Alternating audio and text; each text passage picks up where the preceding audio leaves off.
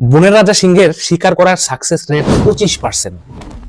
সাগরের মহাসাগরের বিশাল তিমি হাঙর এদের শিকার করার সাকসেস রেট 50%। আপনি কি জানেন একটা বাজ পাখির শিকার করার সাকসেস রেট কত? একটা বাজ পাখির শিকার করার সাকসেস রেট 85%। ওয়াও, 85%! কেন আপনি জানেন? কারণ বাজ পাখির কাছে কোনো অপশন বি নাই। তার কাছে শুধু একটাই অপশন, হয় সে শিকার করবে নতুবা সে না খেয়ে মরবে। কিন্তু আপনি আপনার কাছে লটস অফ অপশন। আমাদের কাছে অপশন এ আছে, আমাদের কাছে অপশন বি আছে, আমাদের কাছে অপশন সি আছে, ইভেন আমাদের কাছে অপশন ডিও থাকে। তাহলে আমরা কিভাবে সফল হবো ভাই? ইলন মাস্কের একটাই অপশন, মার্ক জুকারবার্গের একটাই অপশন, বিল গেটসের একটাই অপশন, কিন্তু আমার আপনার lots of option. That's why আমরা সাকসেস হচ্ছি না। আজকে আমরা মল সার্ভিসিং করছি, কালকে না হয় ডাক্তারি করছি, পরের দিন কোনো জব করছি, তারপরের দিন কোনো বিজনেস করছি, আজকে এই কোম্পানি কালকে ও কোম্পানি, পরের দিন শেষ।